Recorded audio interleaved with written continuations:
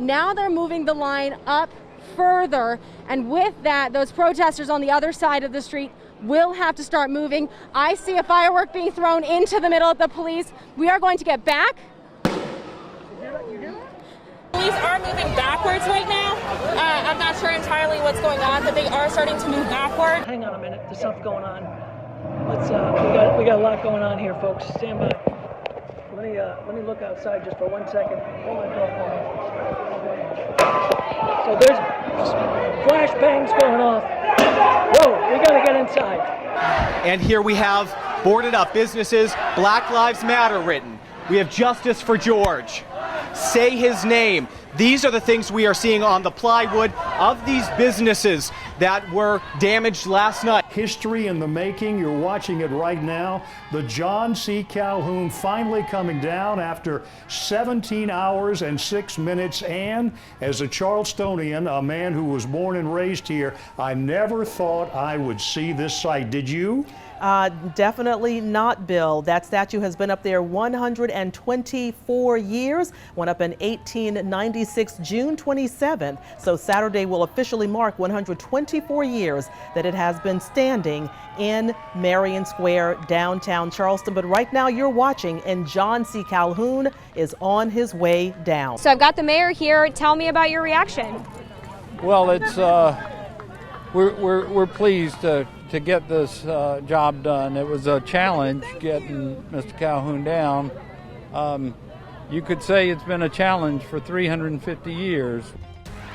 Right now, Democratic presidential hopefuls are getting ready to take the debate stage right here in Charleston. And we have team coverage this afternoon of tonight's big showdown. Rob Way, Paola Tristan Arruda, and Bill Sharp all downtown right now in and around the Gilliard Center. We're going to start with Bill Sharp. Bill, this is a big night as the primary election closes in.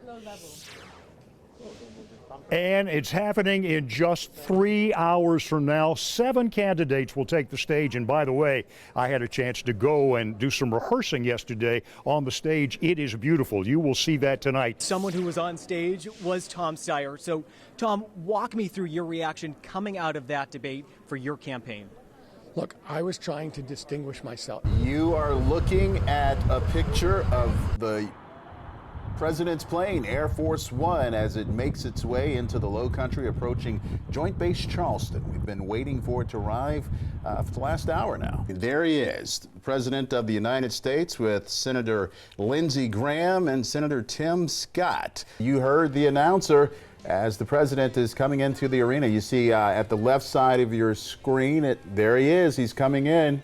No doubt will take some time to wave hello, greet those supporters, make sure they get pictures of him. I'm still down by the Charleston City Market on Church Street. Take a look behind me here. You can just get a sense of how strong the wind is. Now, we've really started to see it pick up over the past hour, but take a look at this. We have an awning that is down right here. Now, this is outside Bird's Famous Cookies and the Spice and Tea Exchange. Oh, flip it around. There is a tree in the roadway, and we can't pass on Highway. Let's flip it. Right in front of us, you can kind of see we're on Highway 78, and we can't actually pass through here now. We can't. So we're going to do a flip around really quickly. There was a car that just came around the other side, so I want to be really careful with this. But this is just as you are headed towards Somerville on Highway 78, right past the Ladson Exchange Fairgrounds. We're going to be real careful right here. But if you take a look, oh, and it's brought down power lines as well.